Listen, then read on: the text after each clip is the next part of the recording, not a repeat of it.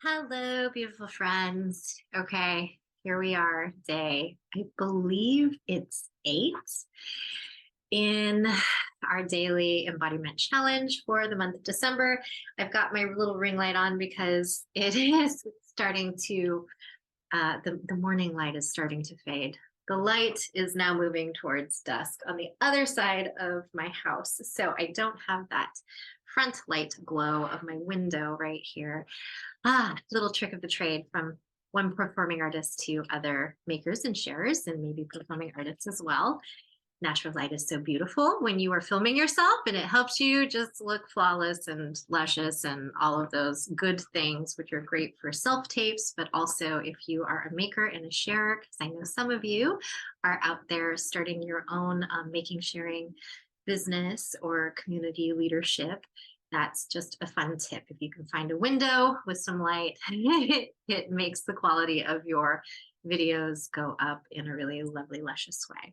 So today, I kind of want to just dive into things, I think, instead of chatting so much or so long. I've had so much to say this last week, this first week of videos. Today, we're going to work from the same book, Essential Art Therapy Exercises by Leah Guzman, who is an art therapist, and I really love her work. We're going to just pull to a page and see what comes up. Embracing your strengths. Did we do this one already? Let me check. Hang on.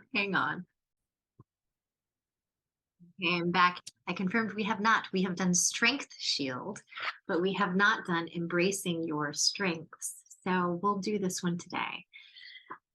I've got my tea for my calming.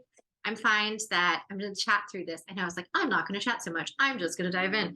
But now that I'm diving in, I like to narrate my process sometimes to kind of normalize the creative being seen process for those of you who struggle with showing up consistently for your projects or your career or your practice that has to maybe do with interpersonal connection and vulnerability, because it's a scary, nervy thing.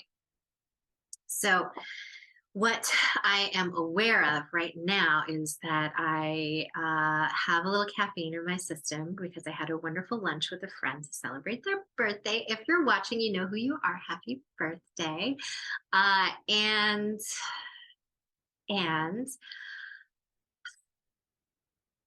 I am in my heart and my body and aware that they did not have a decaf coffee to have with the delicious birthday dessert. And so I have a little extra energy right now that my body is processing. I have been, I long, and I shared this, story with them over birthday lunch. But I think it's a nice story. I didn't really drink coffee much of my life. I always have loved the taste and loved the smell, but it affects me, my nervous system, a lot. However, when I was caretaking for my grandma, and my mom would come over in the mornings to be with us and do her part. My mother also has her own challenges and needs a fair amount of assistance. So it in many ways was wonderful and lovely and could be helpful at times to have her there to provide a certain kind of care and comfort. There was also a lot of additional tasks that I would have to partake in and additional interpersonal dynamics that were related to just a family cycle breaking that that I have been, and she and I have been consciously moving through together in a very heart-centered way.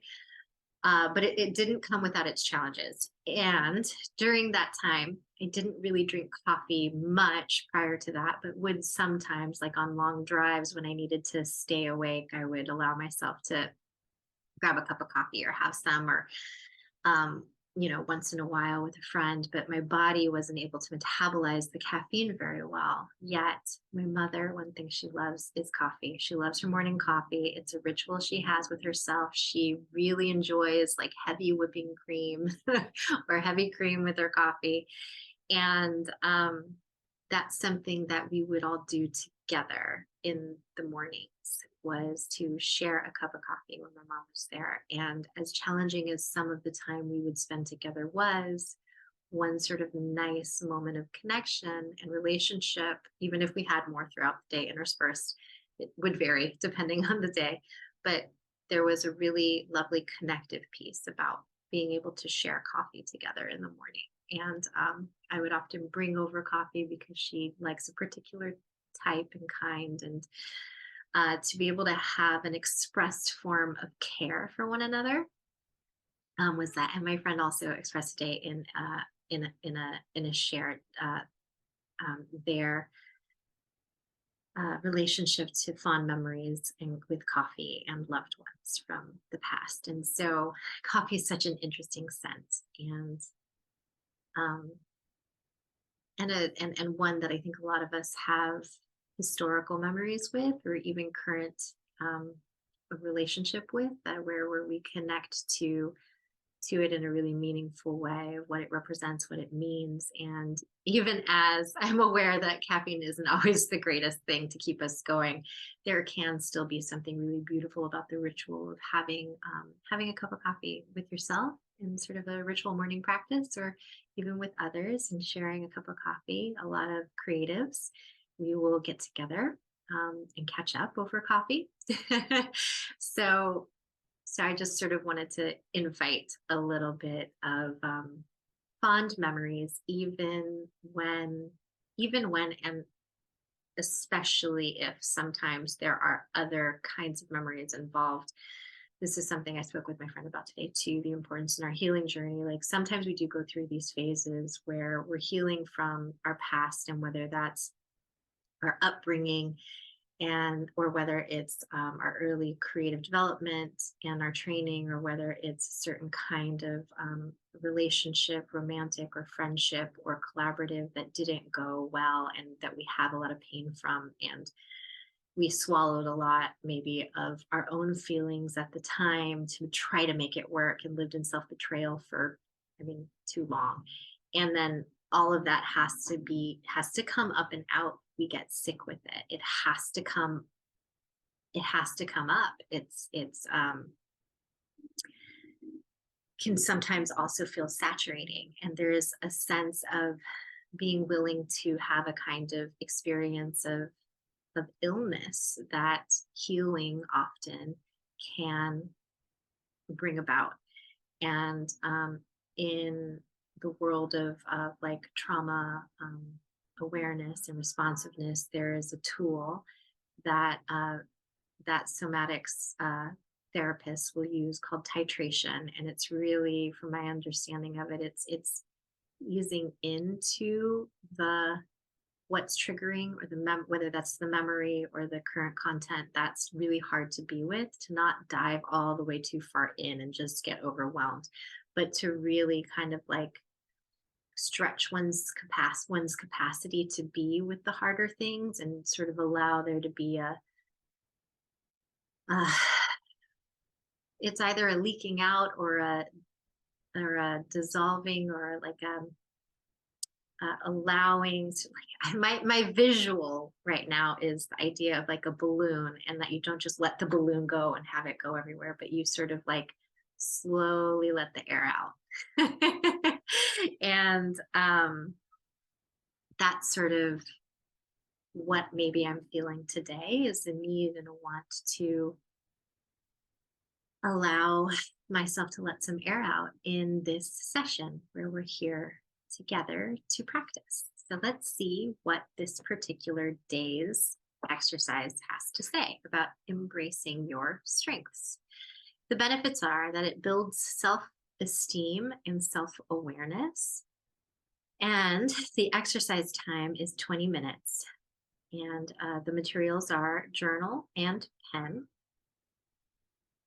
And it says, everyone has unique experiences in life. Most of these opportunities are unique to you because they embrace one or more of your strengths.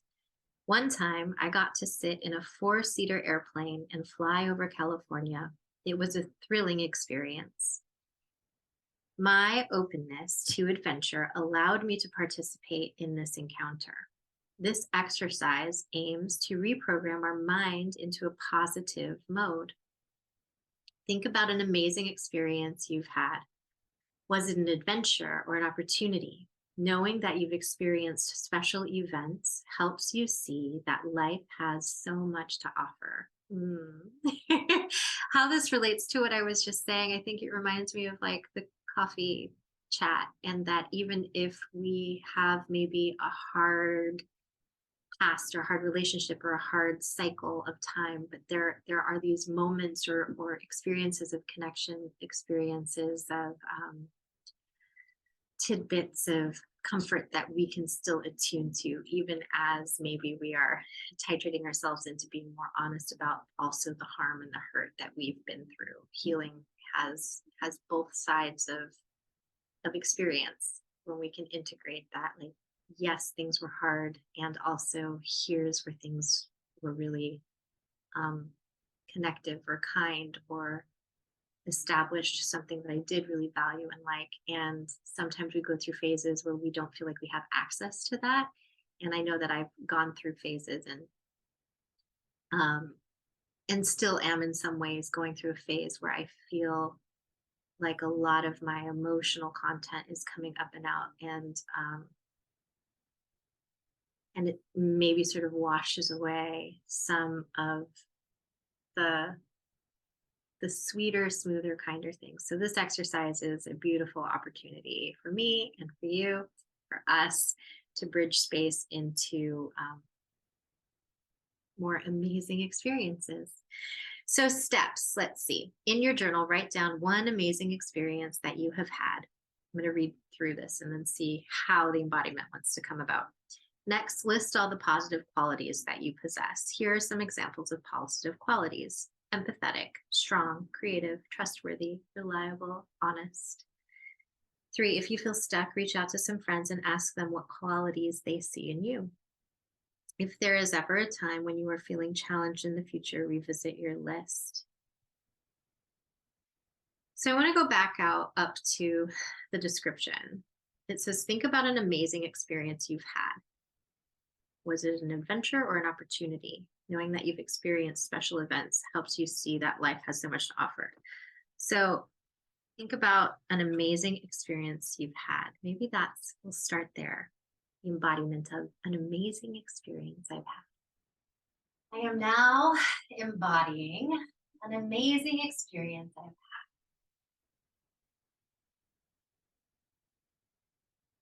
Hear the floor creaking. I just kind of want to walk, but I feel a little bit dizzy. But I also am aware that I have a little achiness in my right knee. I just want to go. I just want to keep going. I just want to put one step in front of the other. Listen to the floor creak. Not overly fixate. I've spent a lot of time in descent this first week, coming down into the ground. But this feels like this is just not the time, the place, the experience. I don't have a need for that right here, right now. This is an amazing experience. I don't need to have the descent, even as that can still be a beautiful experience. This is an amazing experience. There's something that feels really nice about doing it that way. This is an amazing experience.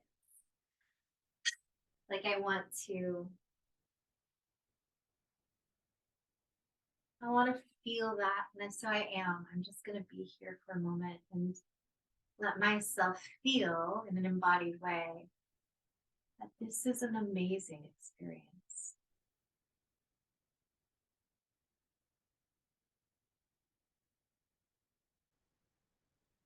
When I'm thinking of the word amazing, how does that feel? What is that like? I feel all of a sudden a texture to my blood and form. I feel full, ripe, rich.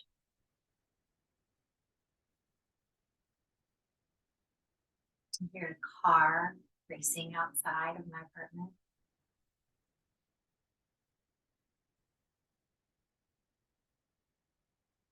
just feels like there's a thickness in the air, but in a good way, like oh, there's some form of resistance, and not resistance. And we hear the word resistance sometimes, and I think we think of like, oh, I'm resistant to that. I don't want to do it. And like, it's like there's something wrong with us for having internal resistance. But I think it's like, when I think of it that way, it's more like we're in a double bind, or we're in, like, we have equal and opposite parts of ourselves wanting to go in different directions. So when I hear the word resistance, I think of it more like that. Like, but this is different. There's like pressure, tension, resistance in a good way, in a way that like we need to be weight bearing in order to gain muscle, in order to have muscle tone, in order to be healthy in that way. Like our bones get denser when we have a sense of weight bearing. You know, not too much, but like we do need it. And this feels like there's spatial pressure, spatial resistance, even in the ethers.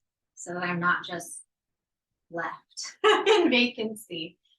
It reminds me of, it's different than being in water, but it's the quality I want to relate with, that concept of having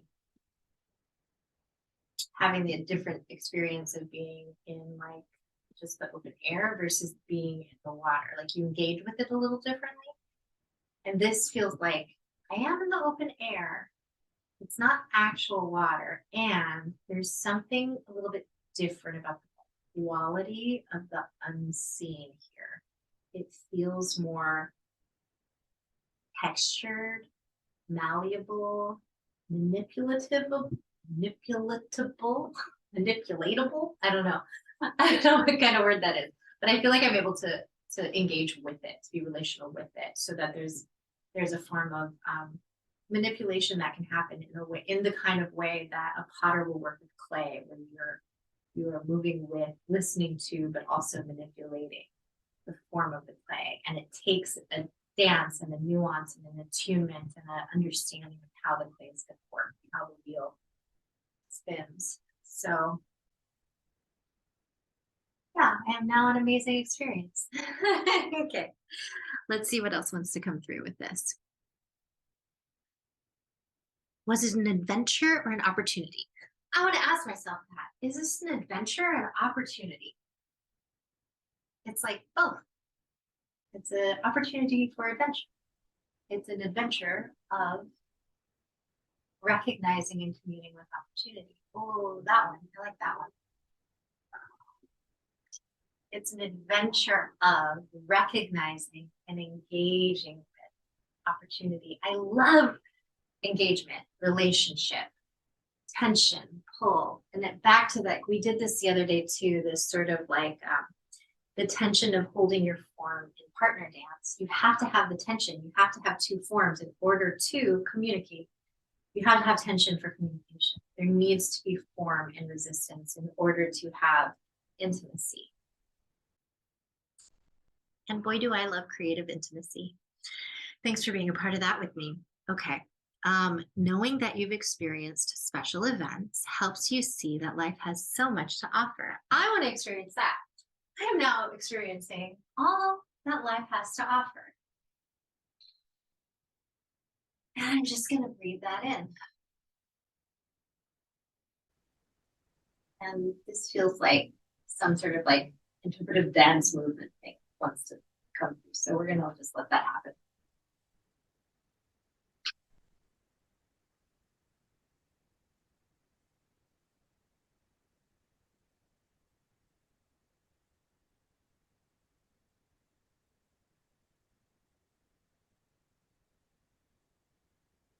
There's this kind of dizziness I have as I move about.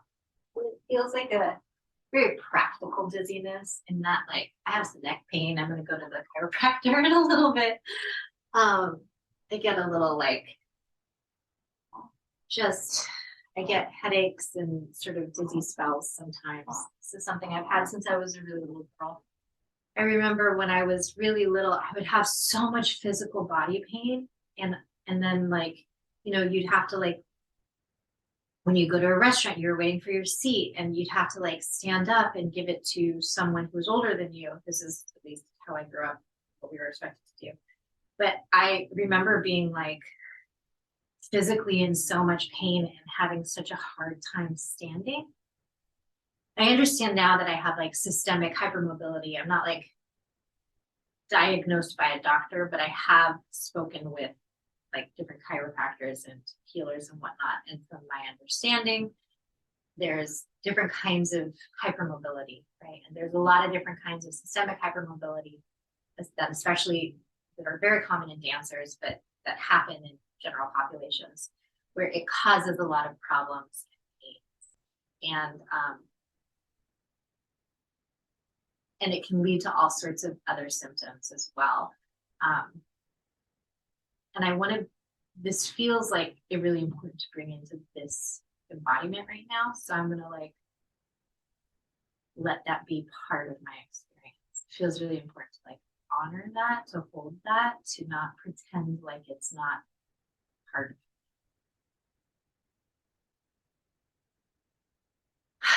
I think I try and try and try and try. And maybe you have something like this too, and it might not be like hypermobility, it might be some other component of who you are, but like I keep trying to like fix myself there or get healthy or stable enough to where that's not a problem anymore, or like let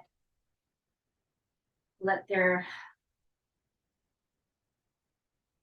be enough of other stuff to like take my mind off of it. But really, like I think what I really need is to hold it tenderly, create environments and lifestyles that like allow it to be part of my honesty, part of my truth, part of my organic expression.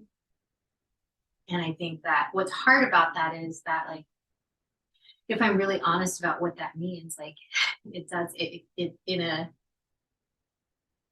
it makes me differently able, it makes me potentially disabled, right? It changes the landscape and framework of the kinds of projects I could even be a part of. It changes the expectations I'm able to have of myself, of how my life could turn out.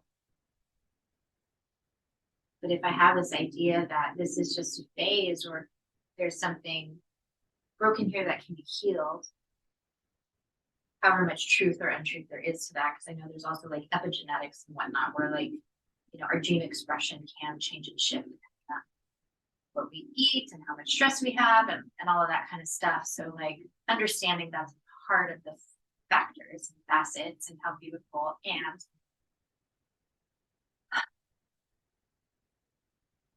if I'm not able to recess that gene expression, it doesn't mean that there's something wrong, like in a fundamental way. It doesn't make me less valuable or worthy of like safety, love, and compassion, and having my basic needs met, and being in environments that are going to meet me in relationship with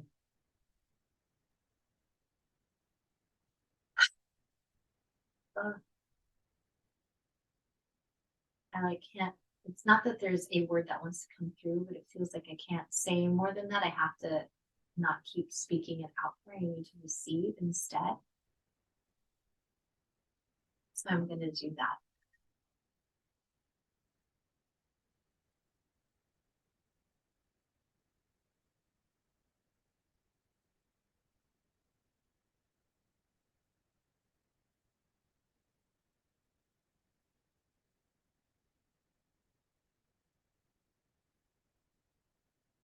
I'm aware of this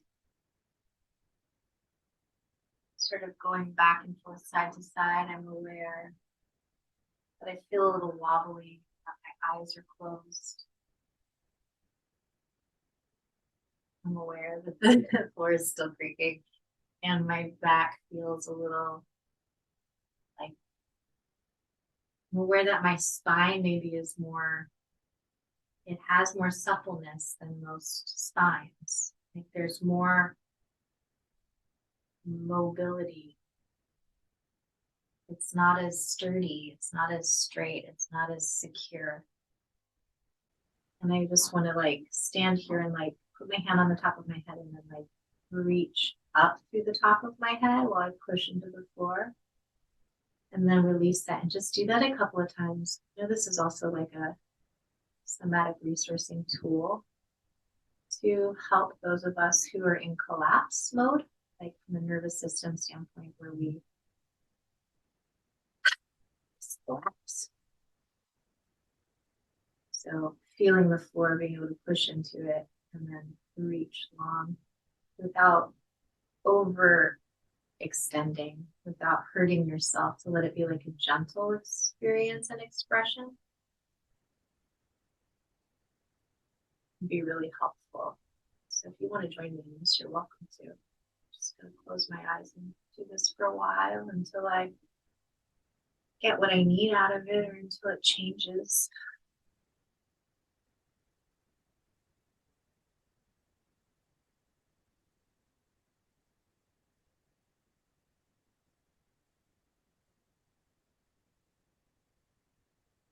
I'm just playing around with like the positioning of my hands on my head. It was just on the very top at first, and now it feels like it needs and wants to be behind my head. Like that's the one I'm referencing, like this one back here. Even as I still have the one on top, just to feel the containment.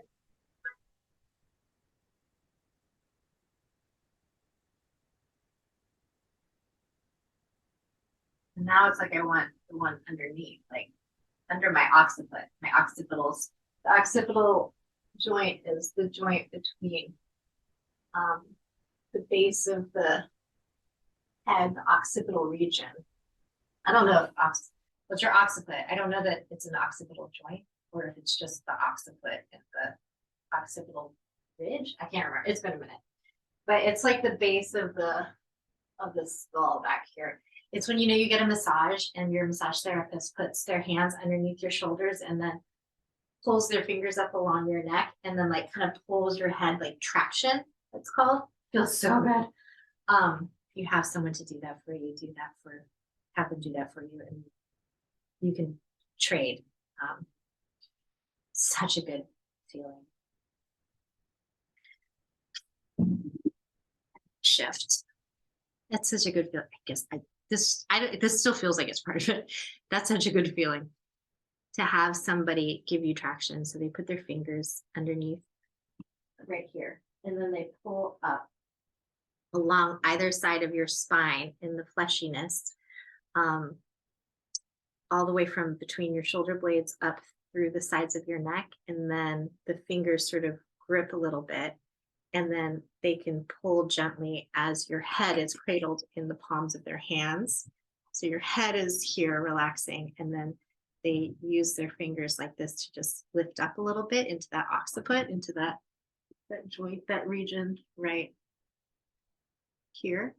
And then they relax, and you pull, lift, and then you release. Pull, lift, and then you release. And there's this stretch release that I was sort of doing over there that feels like part of this medicine from today's practice. The reminds me of that tension too. I was talking about, like the air feels like there's tension in it. It's important that we feel the give and the take, still held together by skin, still technically of the ethers, but also relational texture. Okay. Keep going. Steps were in your journal, write down one amazing experience that I have had. One amazing experience that I have had is this one. The beauty of this particular experience, which is I am moving faster than I have time to judge myself. My daily embodiment practice means that every day I record a video for usually 25 minutes to an hour. And then maybe I take a break. Usually that's at the beginning of the day. And then I take a break. and then I come back in the evening and then I edit the video and post it on YouTube, and then type out the exercise, and then post that with the video in the Patreon for you to join me in your self-care practice.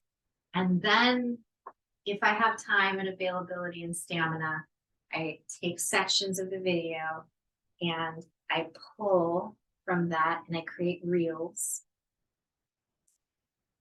And then I create on Canva, canva.com. Use it if you don't. If you're a maker and share, this is so great. Free resource. I do have the paid one, so I can save my like color palettes and logos and things, and use some additional images that otherwise would be low level. But I have a template that I'm mostly using that stays mostly the same, but I take a screenshot from part of our video and I drag drop it. I'm just telling you what I'm doing. This feels important. This is what I'm doing. Drag drop it into the day's practice. I change the number of the day and I change the title to match the name of the exercise in the book. And I match that on YouTube for the upload. I also have them for my stories for Instagram. And then every day in my stories, I link the video to the story with the appropriate thing. And then if I'm able to, I'm also posting the reels, maybe with that as the image, maybe online in the private Facebook group that I have some members in, and that if you join the self-care garden, there's a link inside of that to just join. And I'm starting to invite practice there. Ooh, this feels important to say right now. This is like, that was just tracking. I was just tracking what I've been doing, and now we're here at growth. Okay, the growth piece is engaging with the Facebook group as a possibility of potential to build community. What does that mean? I feel like I'm just standing on one leg waiting, building strength on this left leg, which is the side of my body that I'm the weakest on in my pelvis area.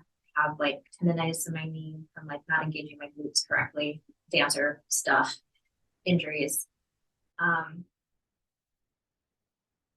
But I feel like it's like stand on your leg that you need to build strength, and just build strength and practice your metaphoric plies. Like do your strength and conditioning here.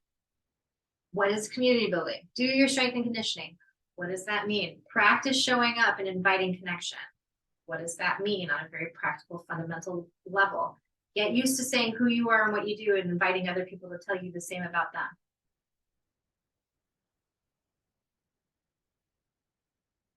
What else could that mean if you keep going? I want to invite the possibility of your vulnerability to meet and match my own. That as I get more vulnerable, you feel like you have the capacity and the interest, and the shiftability to do. And now I'm aware that I don't want to complete that thought, because if I do, I'll be leaving my body a little bit, stretched a little bit too far. So I have to slow down and come back and not overthink it. Just try, just show up, just share. Just try, just show up, just share. It's like really important that like I have this vision, but that I'm not focused on outcome. I can simultaneously hold the vision and release my fixation on outcome, or my fear of outcome. It's part of it too, is that I'm afraid I can't meet it or match it. And I'm afraid I'm going to be a metaphor of like I'm going to be a bad mother. I'm going to be a neglectful, absent space holder of the community. Because I part of what I've done over the last couple of years is I've been like, I don't know how to show up for self-care for performance. I've been researching like crazy, joining other groups, taking other coaching containers and programs, seeing how a lot of like the content of what they teach, I'm like, okay, I get this, I understand it. It's not about the what, it's about the how. Like for me, this is my lesson. How are they delivering it that's successful? How are they communicating, and in what sort of like ritualized pattern that leads to engaged and engaging connection and a feeling of community within their practice, their container, their,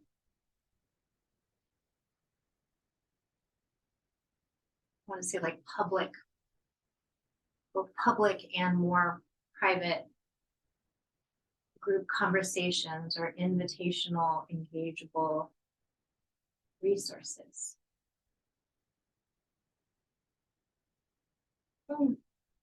I feel my wreath, my Christmas wreath is behind me. They're painting my hallway in the building that I live in. And so I didn't, I don't know how long it's going to take. They're like taking all the baseboards out right now in the hallways on all like 4 or 5 floors of the apartment. And I didn't want my wreath that I bought to get paint all over it. So it's in the house for now.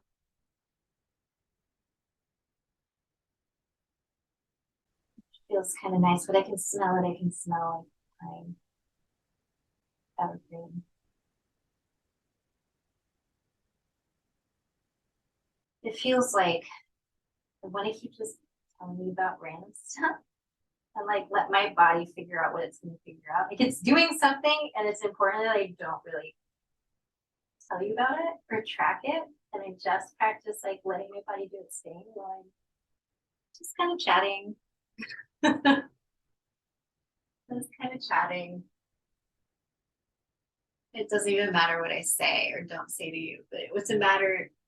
What's the matter? What seems to matter is that I just am not scared to share, just not scared to narrate, just not scared to let my experience be what it is, and then talk to you about something. However much I am or am not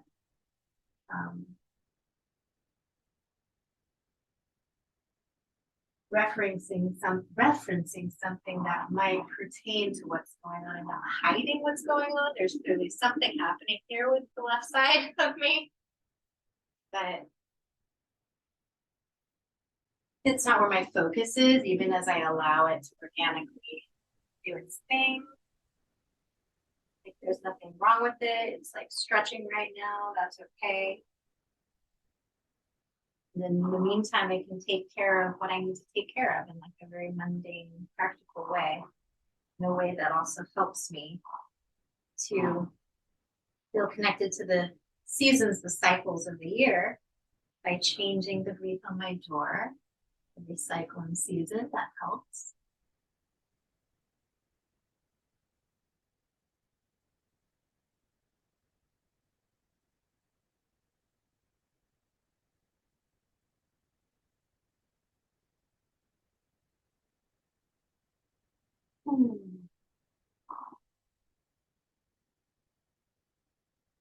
It's like I almost feel like I'm scared to not say anything. I'm not really scared to not say anything. I wonder if it almost feels like this odd test right now that I have with myself, like with my mental patterning. It's like my body's like, hey, mind, can you trust us enough to not need to make sense of this? Can you just trust us? And by us, I mean the body, subconscious. Can you just trust us?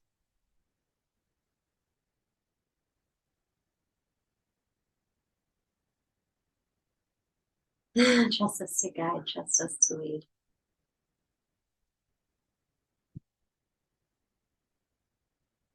And as much as I do, and as much as this is my practice, I do still have a mind that wants to grip.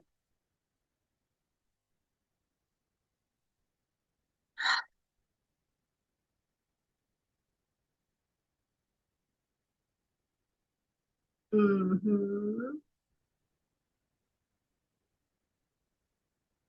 Okay. Next, list all the positive qualities that you possess. I am now all of the positive qualities that I possess. Possess. I possess them. There's something about that, like possessive. Like I feel like when I heard that, I'm just like, I want to be a bit of a golem. Like I just like it's mine. Like I possess this. This is what I possess. What do I possess? I possess. What do I possess? Like what do I possess here? And I know that's probably not the way it's intended, but that's what is coming up honestly in my body. Like, oh, I get to own something, I get to fixate on something, I get to control something, I get to have this thing that is mine. Like, yes, possess. I get to possess it. What if I just let that be okay? Like what if what if that's my strength, right? Ah, like this like what does that even mean? If this is a strength, what would that mean? I feel like there's a willingness to go into the dark, a willingness to be quiet and listen and to focus really intently on something I care about.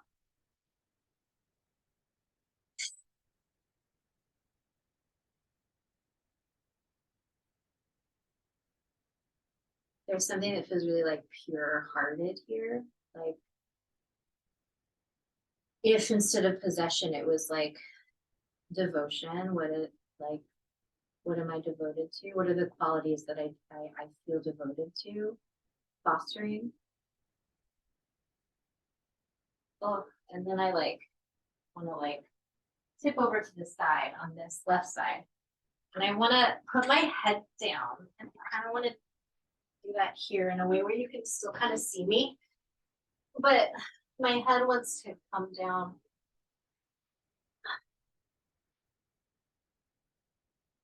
Now I feel like I'm back in this descent that I keep coming to. And what I found here in the last week is that we let this be okay.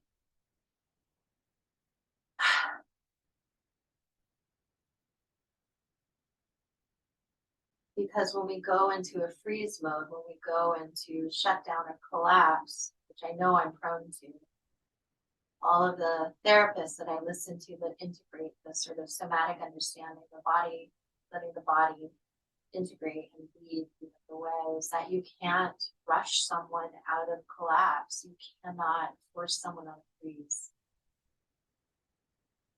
You have to work on your patience. You have to trust that their body is going to know what to do once they feel ready. And part of the readiness is having a safe enough environment and a secure enough other to feel a sense of somatic safety, to feel a sense that their body is able to regulate because it has something to co-regulate with, that the environment is a source of co-regulation, and that the other body or bodies that are in relationship with it also are have enough baseline nervous system resourcing that the body can feel safe to thaw, metaphorically thaw. This feels like the core of my gift, my power, my strength. Like this is the heart of it, the willingness to be at the base of collapse.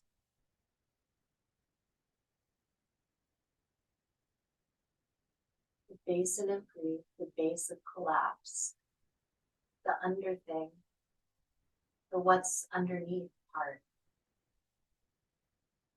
the love at the deepest experience of gravity.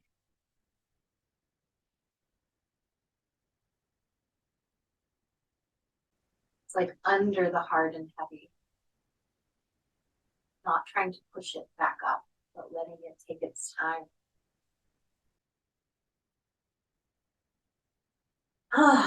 Yeah, Okay, I think that's all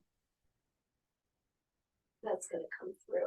But my back is achy from spending so much time there. So I'm going to take a second and just like resource myself a minute. I want to put my hand on the back of this chair. I'll put my other hand on the back of my spine, on my lower back. And I'm going to do a little bit of shifting of my pelvis. Just a little tilting of it, kind of mobilize the area so that I don't try to get up too soon from what felt like a stretch in my back. Because I know I hurt myself if I move too quickly. And even though I'm going to the chiropractor in a hot sec, a little bit, there's no need to do something that I know is going to hurt me. Can we just say that again? There is no need to do something that I know is going to hurt me. Say that too. There is no need to do something that I know is going to hurt me. And then say it to whoever you think needs to hear it. Maybe it's a younger version of yourself, maybe it's a future version of yourself, or the now version of yourself, or someone in your family or your friend group, or someone you care a lot that you're having a hard time with, or that's having a hard time in their life, or even an archetypal idea of a character or somebody, or even if it's like a popular figure or celebrity that you admire and think of as something or someone you would like to mirror in certain ways, but you know that they also face certain experiences because they live in this world that are hard. So what if you could say that to the whoever, as many people as you need to. You don't need to show up to something that's going to hurt you. You do not need to do something that you know is going to hurt you. Please don't do the thing that you know is going to hurt you. It's okay to choose something else.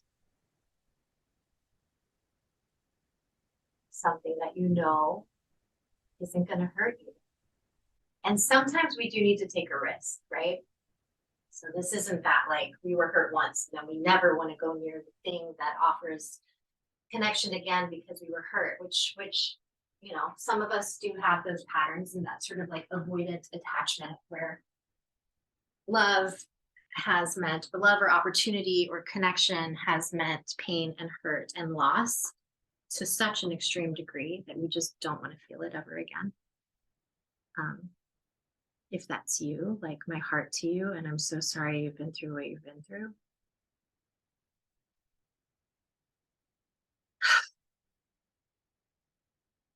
And your coping strategies make sense. And you be there as long as you need to, and know that there's tools when you're ready to move into a different kind of experience.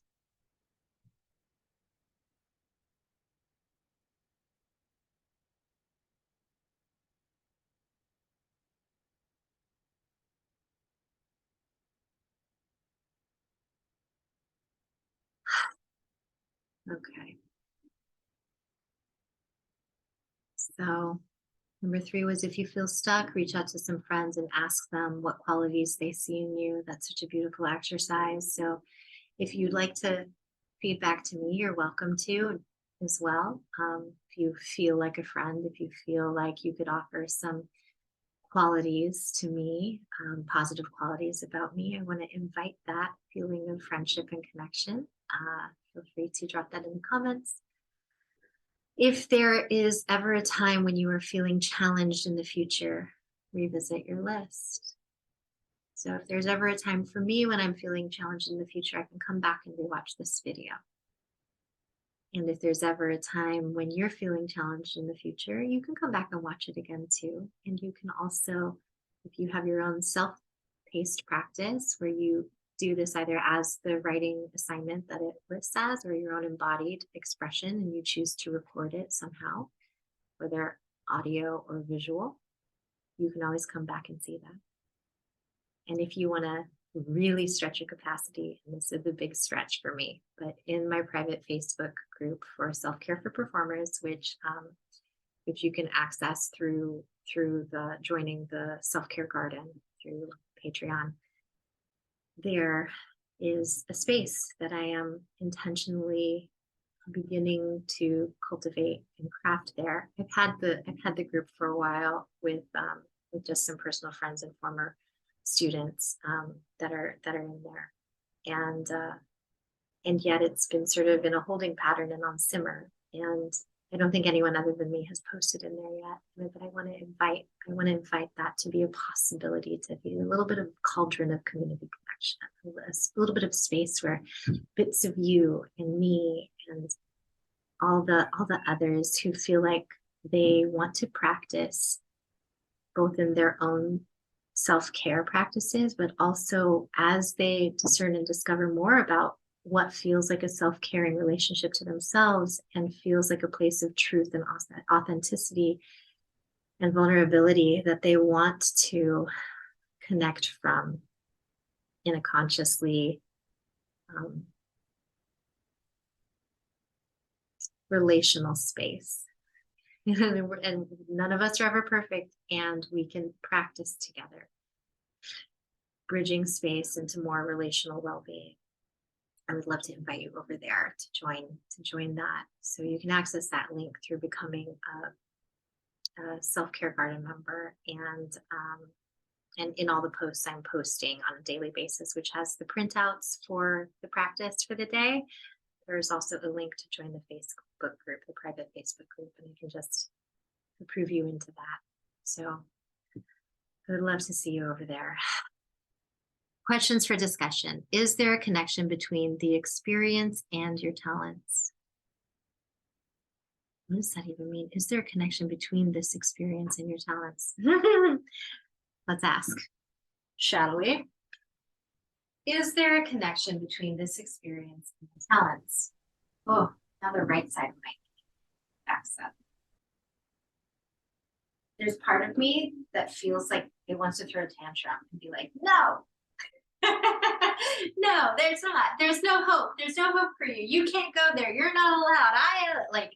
It's this like tantrumy little girl tantrum voice. And it's like the tantrum I was never allowed to have as a little girl because I didn't feel like there was enough stability for me to, maybe I did and don't recall it as much, right? But I would often feel like I would hold back my instincts to tantrum, and tantrums being this sort of like impulse to be like, to say no, to say something's not right here. No, I don't like this. No, I pushing out, like toddlers push stuff out with a tantrum, like get that away from me. It's like a boundary. It's a assertion of self as separate and different from the other or the community or the group, which agency autonomy is also part of what helps cultivate actual intimacy as opposed to enmeshment and complete symbiotic sort of like oneness, which babies, infants are more in that, right? And we slowly develop into more autonomous beings, and then we learn how to be interrelational. But part of the process to get there is we have to do a lot of no, figure out how to claim self-assertion. So maybe that's it. It's like a claiming of self-assertion. That feels like something important to bring into place. That there's this self-assertion component to, I don't know if it's one of my talents or one of my strengths, but it's something that feels really right now in toddler phase. And I just had a memory come up that's dear to my heart. And then I can nourish that and nurture that and help that grow into increasingly mature ways of expressing itself. Okay. Celebrate yourself today. What about you makes you unique? What about me makes me unique? How can I celebrate myself today? I think it's just, I'm just willing to try. I'm just willing to show up and say, you know, expletive, the F it. I'm here. And this is me. And this is how I'm showing up. And I think I have done this a lot in my life in like small little contained spaces, but to do this in an explicitly public way. I mean, I know I'm not like on a stage with people, like you still have to choose to come and watch these videos to be here and engage with me. So you have to have some degree of interest already in this kind of work, which makes you a safer person than someone who might not have interest in connecting with me in this way and then is like forced into it, which is what I would find sometimes in like the classes when I was teaching at a college level. There was like a lack of consent um, when a student has to take a certain kind of course curriculum. And the kind of work that I do, it's so intimate and it's so important that consent is involved and it's so important that intention is aligned. And I think ultimately that's why like I am incompatible with education, or at least in the way in which I was doing it before, was where I'm finding there was a lack of congruency, a lack of compatibility, is that I really need to work with communities and peoples who consciously choose to step in to intimacy building practices with themselves and with one another. And that there is both cognition and intuition that are integrating in the process and in the practices. And that increasingly we get clearer about who we each are individually and about the reason we are being held together in whatever container we are existing within, cycling with each other with. And then, I don't know what this is. I like want to hold my armpit up. And then what? I'm going to listen. Ooh, the listening. Then we listen to ourselves and one another, and we find ways to tune and attune to both the group and the individual expressivity. And so much beautiful stuff can happen from there. And this ultimately is the space that I love to be and breathe in. And a lot of the physical theater landscape of training that I felt most like, yes, that also aligns with a lot of like the feminine embodiment spiritual practices where they're very much interconnected and they're very much the same kind of thing. And they are lovely and luscious and all of that. But there is a spiritual implication of that is hard to be. It's hard to be what? It's hard to be what? There's like a lack of words there. It's just hard to be, I think, present with society, engaged in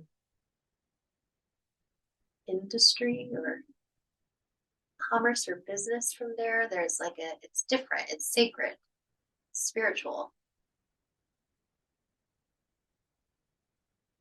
So my challenge for myself is how do I create containers that honor that while honoring the very real reality that I am a person in the world that wants to hold sacred space, but also like needs to support myself, but also has a certain degree of disabilities and limited capacity in certain areas and a whole breadth of capacity in other areas, but in areas that are traditionally like undervalued and where monetary exchange isn't often assigned. Or if it is, it's either price gouged up the wazoo, and unless you are making millions of dollars, you're not really worth it as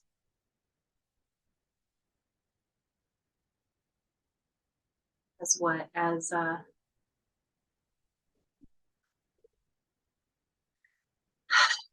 what there's like a word that wants to come through,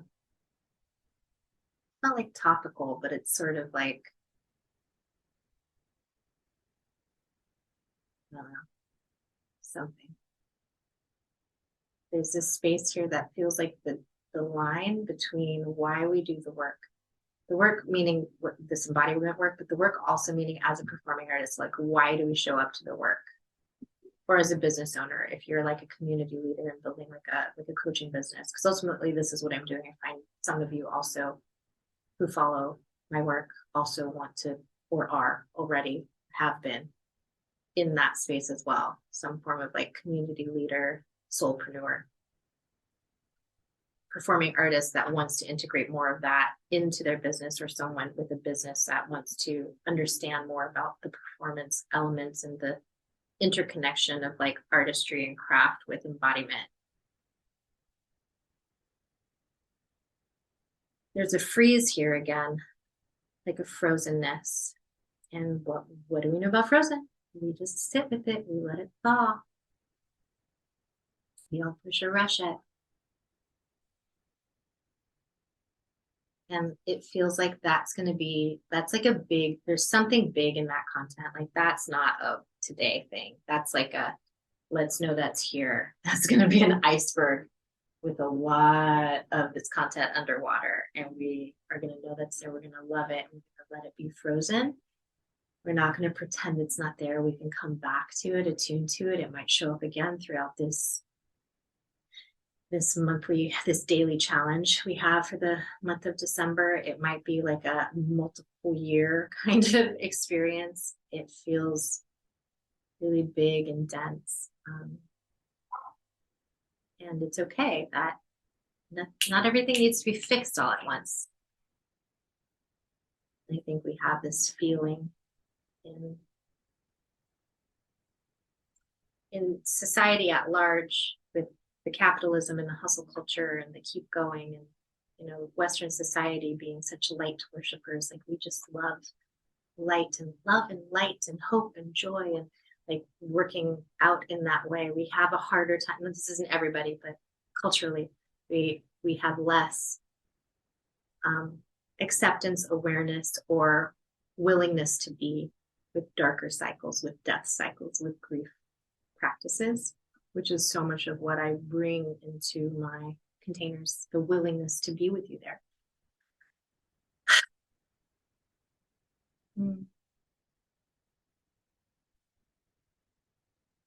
Yeah.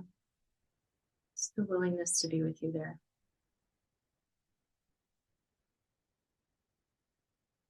And I want to say you're so very valuable there in the frozen part and parts of you. You personally, and the you that represents the all of humanity that we're struggling with in a larger scope.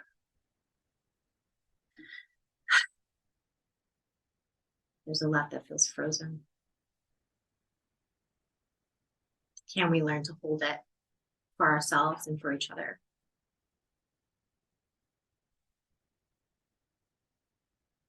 And be with it as it thaws.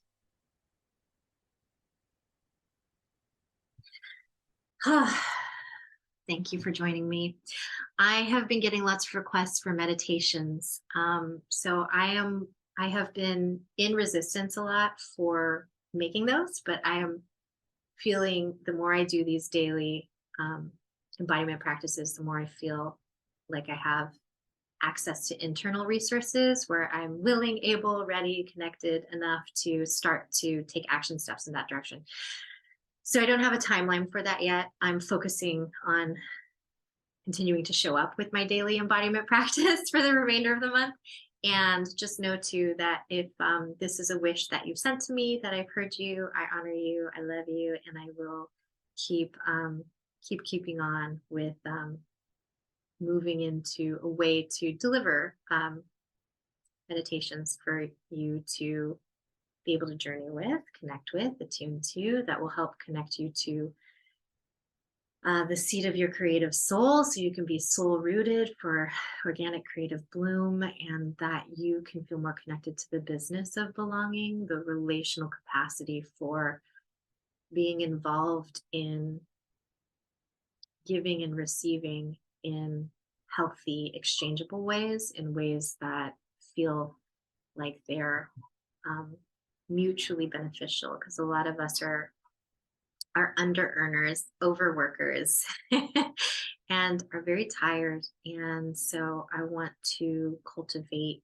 practices for myself and for you that we can share in and that you can tune into at your own time that help with that practice of cultivating more self-worth, cultivating more self-trust, and really being willing to be in one's own autonomy and connection point to the truth of your needs, the truth of the center of your heart, and to be able to, with courage, speak the truth of your heart, and to be able to, with self value, ask for what it is that you know would feel so good to receive, and then be willing to soften, accept, and allow the receptivity that you would need in order to actually be a match for what it is you want to live, to breathe, to magnetize, but also to just allow to be ever present or already present or possibly connected to. Curious if some of you would want to get together this Sunday in the Self Care Garden. I do have it scheduled that we have an artist circle or connection, like a creative connection class on this Sunday. So if any of you are interested in joining for that, let me know. You can join the Self Care Garden, and we can, there's a Zoom link in there. And if any of you are not really wanting to sign up for the patronage, but would be interested in coming, let me know, and maybe I'll make like a little like an invite where you can just enroll for the single session, and then we can connect. So that would probably be, I think I have it scheduled for Sunday at 10 a.m. So if that would work for you, let me know, because technically it's one class a week is sort of what the Patreon, the Self Care Garden, does offer.